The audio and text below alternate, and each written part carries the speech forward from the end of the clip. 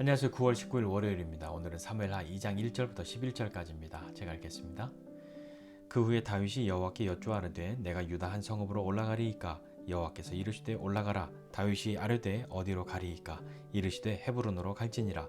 다윗이 그의 두 아내 이스라엘 여인 아히노암과 갈멜 사람 나발의 아내였던 아비가일을 데리고 그리로 올라갈 때에 또 자기와 함께한 추종자들과 그들의 가족들을 다윗이 다 데리고 올라가서 헤브론 각 성읍에 살게 하니라. 유다 사람들이 와서 거기서 다윗에게 기름을 부어 유다 족속의 왕으로 삼았더라. 어떤 사람이 다윗에게 말하여 이르되 사울을 장사한 사람은 길르앗 야베스 사람들이니이다 하매 다윗이 길르앗 야베스 사람들에게 전령들을 보내 그들에게 이르되 너희가 너희 주 사울에게 이처럼 은혜를 베풀어 그를 장사하였으니 여호와께 복을 받을지어다. 너희가 이 일을 하였으니 이제 여호와께서 은혜와 진리로 너희에게 베푸시기를 원하고 나도 이 선한 일을 너희에게 갚으리니 이제 너희는 손을 강하게 하고 담대히 할지어다. 너희 주 사울이 죽었고 또 유다 족속이 내게 기름을 부어 그들의 왕으로 삼았음이니라 하니라. 사울의 군사령관 넬의 아들 아브넬이 이미 사울의 아들 이스보셋을 데리고 마하나임으로 건너가 길르앗과 아술과 이스르엘과 에브라임과 베냐민과 온 이스라엘의 왕으로 삼았더라. 사울의 아들 이스보셋이 이스라엘 왕이 될 때에 나이가 40세이며 두 해 동안 왕 위에 있으니라. 유다 족속은 다윗을 따르니 다윗이 헤브론에서 유다 족속의 왕이 된 날수는 7년 6개월이더라. 아멘. 다윗이 사울의 죽음의 소식을 듣고 난 이후에 하나님께 묻습니다. 하나님, 이제 제가 유다의 성읍으로 올라갑니까? 하나님이 올라가라. 그럼 하나님은 어디로 갑니까? 헤브론으로 가라. 헤브론은 유다의 중심된 도시였고요. 족장들의 무덤도 있고 가장 상징적인 중심 그런 도시였죠. 유다 족속들에게는요. 거기에서 유다 족속들이 다윗에게 기름을 붓고 왕으로 삼습니다. 다윗은 하나님 앞에 사울의 죽음의 소식을 듣고 난 이후에 하나님께 기도하고 묻습니다. 하나님, 제가 올라갑니까? 라고요. 왜 물었을까요? 이미 다윗은 이 오래전에 사무엘이 자신에게 기름을 부었다는 것, 그것의 의미가 무엇이라는 것, 그리고 지나온 시간들 속에 하나님께서 때때로 순간순간마다 자기에게 말씀하시고 은혜 베푸시고 역사하셨던 그 모든 일들을 경험하면서 그는 나는 목동으로 살겠구나 이런 생각할 것이 아니죠. 하나님의 부르신 가운데 하나님 자기를 선택하셨다는 것을 알고 이 자리까지 지금 헤쳐온 그런 다윗이지 않습니까? 얼마나 많은 고비와 얼마나 많은 큰 일들을 치르면서 여기까지 온 다윗인데 이제 때가 되었구나 하고 얼른 빨리 나를 왕으로 세워 하고 해버렸을 수도 있는데 다윗은 자신의 인생의 목표가 왕의 자리에 올라가는 사람은 아니었던 것 같습니다. 물론 그는 왕이었지만 왕이 되려고 길을 쓰고 반드시 내가 그 일을 해야겠다. 누구라도 이 일을 방해하는 사람은 다 제거해버리겠다 라고 하는 것이 아니고 하나님께 계속 묻지요. 하나님께 묻는 그 다윗의 모습을 통해서 우리 자신을 보게 됩니다. 우리는 때로 하나님께 물을 때가 있습니다. 왜 묻냐면 정말 몰라서 물을 때가 있고요. 하나님의 도움을 끌어내려고 내가 원하는 것을 이루어내려고 하나님께 때를 쓰듯이 그렇게 하나님 앞에 구할 때가 있죠. 그것이 기도라고 생각합니다. 열심히 기도해서 하나님이 귀찮아, 도저히 안 되겠어, 괴로워, 그래 내가 네 뜻대로 도와줄게 라고 하나님의 고집을 꺾어서 내 뜻을 따르게 만드는 것이 기도의 능력이라고 생각하기도 합니다. 그러나 참으로 그러하겠습니까? 기도는 내 뜻을 꺾지 않고 하나님이 내 뜻을 따르도록 내가 하나님을 굴복시키는 것이 기도의 능력이 아니라 내 뜻과 다르다 할지라도 하나님의 뜻을 안다면 그 하나님의 뜻을 기꺼이 따라갈 수 있는 사람, 그 사람이 되도록 만드는 것이 오히려 기도의 능력 아니겠습니까? 우리는 하나님 앞에 기도할 때 기도하지 않을 때가 있습니다.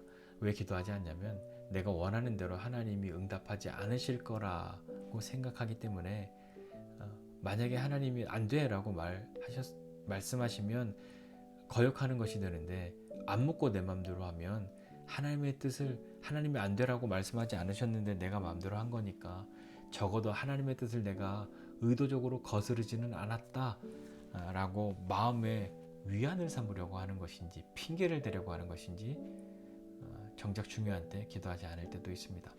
다윗의 형편으로 우리를 대입해 본다면 저를 생각해 본다면 하나님이 옛날에 나 왕 세워준다고 했잖아요. 그래서 자연스럽게 그걸로 가는 것 같은데 하면서 내가 임의대로 뭐 헤브론을 갔든 어디를 갔든 왕이 되려고 그렇게 했을지도 모릅니다. 근데 다윗은 묻죠. 내 뜻이 아니라 하나님의 뜻 따르기 원합니다 라는 마음 아니고서는 하나님께 물을 수 없고, 하나님이 말씀하셨는데 아니요 하나님 그게 아니라요 그것보다는요 라고 말하지 않고 하나님의 뜻에 하나님의 말씀에 순종하려고 하는 사람, 그 사람들에게 하나님은 말씀하지 않으시겠습니까? 듣고 나서 하나님 앞에 따지고 협상하려고 하는 사람들보다 하나님 앞에 듣고 그 뜻을 기꺼이 따르려고 하는 것, 그것이 우리의 기도의 능력이 되었으면 좋겠습니다. 어떤 사람들이 와서 다윗에게 사울의 장례를 치러준 사람, 사울을 장사 지낸 사람들은 길르앗 야베스 사람들이라고 알려줍니다. 왜 알려줬을까요? 두 가지 의미로 생각해 볼 수 있겠죠. 앞서서 다윗이 사울의 죽음, 요나단의 죽음을 슬퍼하며 애가를 지어서 유다 족속들에게 가르치고 함께 슬픔 그리고 애도하는 그것을 가르쳤는데, 어떤 사람이 와서 다윗 당신이 그렇게 슬퍼한 그 죽음을 아파한 그 사울의 장례를 치러준 사람들이 저 사람들이에요 라고 좋은 의미에서 말했을 수도 있고요. 또 어떤 의미에서는 사울이 다윗의 앞길을 방해한 사람이라고 생각해서 당신을 그렇게 괴롭혔던, 당신을 죽이려고 했던 그 사람에게 호의를 베푼, 그를 그렇게 장례를 치러준 사람들이 저 사람들이라고 고자질을 하는 마음으로 말했을지도 모르겠습니다. 어떤 것이었든 다윗은 정말 그가 생각했던 건 그 길르앗 야베스 사람들이 사울을 향해서 장례 치러준 것을 괘씸하게 생각하거나 그런 것이 아니라 정말 하나님께 복 받을 일이라고, 여호와께 복을 받을지어다 라고 이야기하고, 하나님께서 은혜와 진리로 너에게 베풀어 주시기를, 그리고 나도 너희가 한 이 선한 일을 갚을 것이다 라고 이야기하죠. 길르앗 야베스 사람들은 그렇게 사울을 향해서 뭔가 빚진 마음이 있었습니다. 장례를 치러준 이유가 있거든요. 뭐냐면 그 앞서서 암몬에게 그들이 고통을 당할 때 사울이 그들을 구해주지 않습니까? 그 빚진 마음을 어려운 상황 속에서 사울의 장례를 치러준다는 것 쉽지 않을 텐데, 다윗이 버젓이 있는데 혹 다윗이 사울을 미워했거나 그렇다면 다윗과 등지는 일이 될 것인데, 어떻게 될지 모르겠지만 다윗의 마음을 알았는지 몰랐는지 알 수 없으나 이 길르앗 야베스 사람들은 사울을 향해서 그들의 마음을 표하죠. 그리고 그의 장례를 치루어 줍니다. 다윗도 그 일을 정말로 축복하고 그리고 난 이후에 다윗이 말하기를 너희는 손을 강하게 하고 담대히 하라고, 용기 내라고 하는 이야기거든요. 용기를 내라. 왜 용기를 내냐면 사울은 죽었고 내가 이제 유다의 왕이 되었는데 내 편에 서달라 하는 그런 뜻 아닐까요?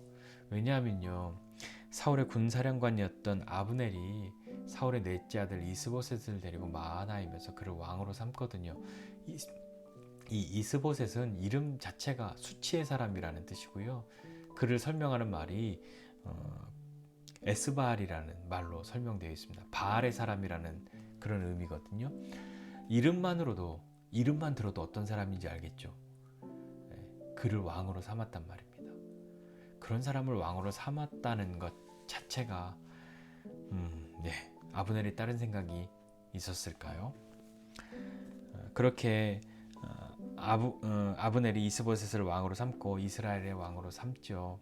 이제 다윗은 유다 족속의 왕이 되었는데 그것으로 끝이 아니라 온 이스라엘 전체 이스라엘의 왕이 되는 날까지 그는 또 그에게 놓여져 있는 험난한 일들, 크고 작은 일들을 계속해서 가야 합니다.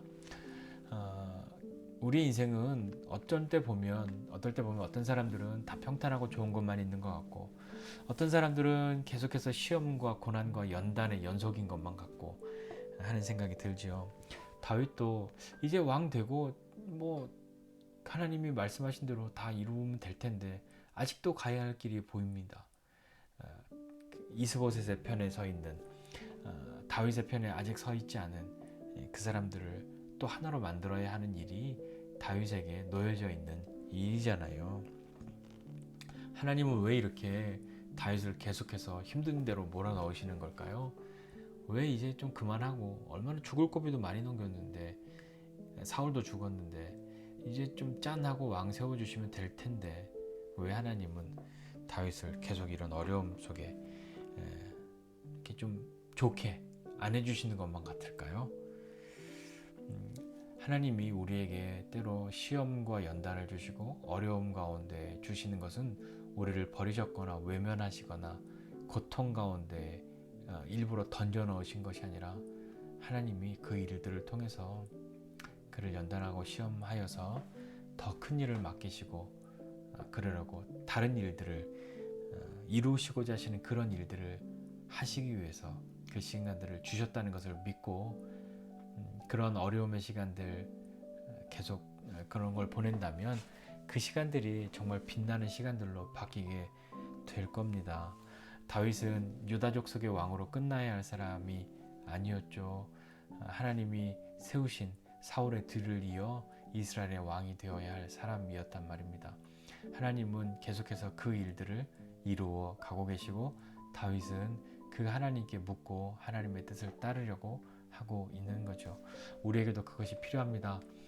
무엇이 필요하냐면 아까 말씀드린 것처럼 우리가 하나님 앞에 묻고 기도해야 할 때 하나님이 내가 원하는 대로 말씀하지 않으실 것만 같아서 에이 차라리 기도하지 말아야지 할 것이 아니라, 정말 기도의 능력은 내 뜻을, 하나님의 고집을 꺾고 내 뜻을 따르게 만드는 것이 아니라 하나님의 뜻을 내가 따르는데 적합한 사람이 되는, 기꺼이 그 뜻 따르는 사람이 되는데 써야 할 것이 기도의 능력이라는 것 다시 한번 기억하고, 우리 인생 가운데에 여전한 어려움과 시험과 연단과 이런 것이 있다면 하나님 나를 괴롭게 하시는구나가 아니라, 하나님이 반드시 이루시고자 하시는 일이 있고 나를 쓰시고자 하시는 그 일들이 아직 있기 때문에 그렇다는 것을 믿음으로 바라보고 함께 나아가는 저와 여러분 모두가 되시기를 주님의 이름으로 축복합니다. 기도하겠습니다. 하나님 아버지, 은혜와 사랑을 감사드립니다. 하나님, 정말 하나님께 묻고 듣고 하나님 앞에 순종하기로 결단하고 나아갈 때 하나님께서 우리의 모든 시간 가운데 함께 하심으로 우리에게 주어진 어려움의 시간들, 시련과 연단의 시간들, 시험과 고통의 시간들조차도 하나님께서 빛나는 시간으로 어루만지시고 이끌어 가실 것을 신뢰합니다. 하나님 그리하여서 내 뜻대로 그냥 내던지는 것이 아니라 하나님이 말씀하신 대로 하나님의 뜻을 이룰 때까지 믿음으로 나아가는 우리 되게 하여 주옵소서. 하나님, 오늘도 우리에게 여러 시간들이 있겠으나 하나님, 그러할 때마다 작은 것만 보지 않고 큰 것 바라보고 하나님의 뜻 바라보고 한 걸음 한 걸음 나아가는 사람 되게 하여 주옵소서. 감사드리고 예수님의 이름으로 기도드립니다. 아멘.